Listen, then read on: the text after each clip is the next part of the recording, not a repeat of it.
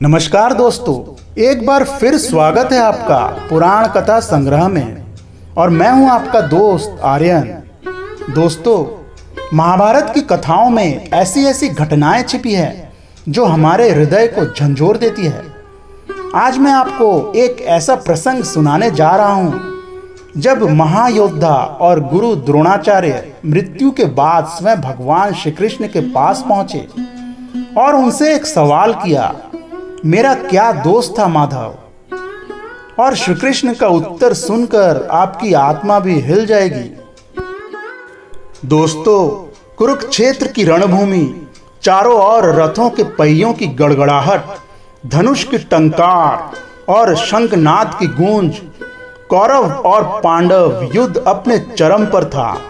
कौरवों की सेना में एक ऐसा योद्धा था जिसकी उपस्थिति मात्र से पांडवों के दिल कांप जाते थे। महागुरु द्रोणाचार्य। उनका धनुष उठाना मतलब विनाश का आरंभ। भगवान श्री कृष्ण भी जानते थे जब तक द्रोणाचार्य जीवित हैं पांडवों की जीत असंभव है।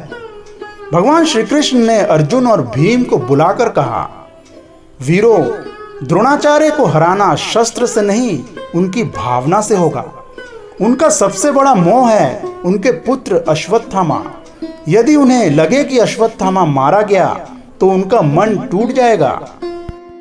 भगवान श्री कृष्ण ने योजना बनाई। अश्वत्थामा नाम का एक हाथी युद्ध में मारा गया। यह समाचार द्रोणाचार्य तक पहुंचाया गया। अश्वत्थामा हतो। द्रोणाचार्य को विश्वास नहीं हुआ और उन्होंने धर्मराज युधिष्ठिर को पुकारा और उनसे कहा कि हे युधिष्ठिर, तुम धर्म के पुत्र हो, कभी झूठ नहीं बोलते, सच सच बताओ, क्या मेरा पुत्र अश्वत्थामा मारा गया? यह सुन युधिष्ठिर दुविधा में पड़ गए। भगवान श्री कृष्ण ने उन्हें संकेत दिया कि हे धर्मराज, अब धर्म की रक्षा के लिए यह आवश्यक है। कहो, अश्वत्थामा मारा गया, चाहे वह मनुष्य हो या हाथी।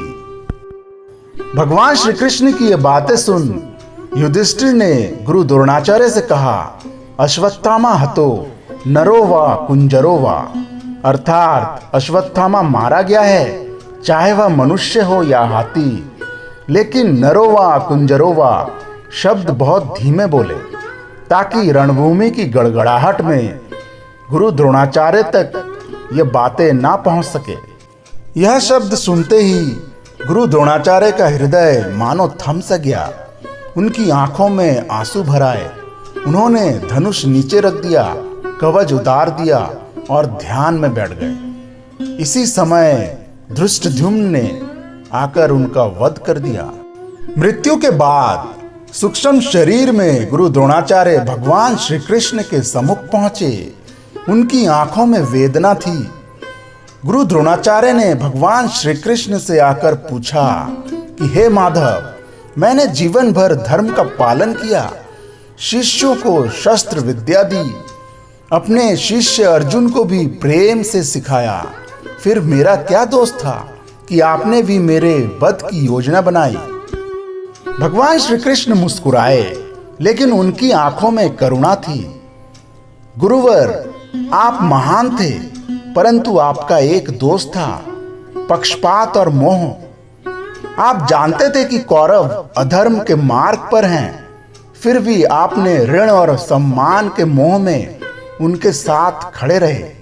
गुरु का कर्तव्य है कि वह धर्म के साथ खड़ा हो, पर आपने अपने ज्ञान और अस्त्र को अधर्म की सेवा में लगाया। मोह और पक्षपात यह गुरु के लिए सबसे बड़ा दोष है और धर्म की विजय के लिए आपका हटना आवश्यक था। द्रोणाचार्य ने मौन होकर भगवान श्री कृष्ण के शब्द सुने। उनकी आंखें बंद हो गई और एक शांत मुस्कान उनके होंठों पर आ गई। फिर द्रोणाचार्य ने भगवान श्री कृष्ण से कहा कि सत्य है माधव, मोह ही मेरा दोष था, अब मैं मुक्त हूं। दोस्तों, यह कथा हमें यह सिखाती है कि ज्ञान, शक्ति और पद भी व्यर्थ है यदि उनमें पक्षपात और मोह का रंग लग जाए। सच्चा गुरु वही है जो हर परिस्थिति में धर्म का साथ दे, चाहे इसके लिए उसे अपने प्रिय का ही विरोध क्यों ना करना पड़े। दोस्तों, अगर आपको आज की यह कथा अच्छी लगी हो तो कमेंट बॉक्स में लिखकर जरूर बताएं। वीडियो पसंद आई हो तो लाइक, शेयर और सब्सक्राइब करना ना भूलें। तो फिर मिलते हैं अगले वीडियो में। तब तक के लिए जय श्री हरि, जय सनातन धर्म।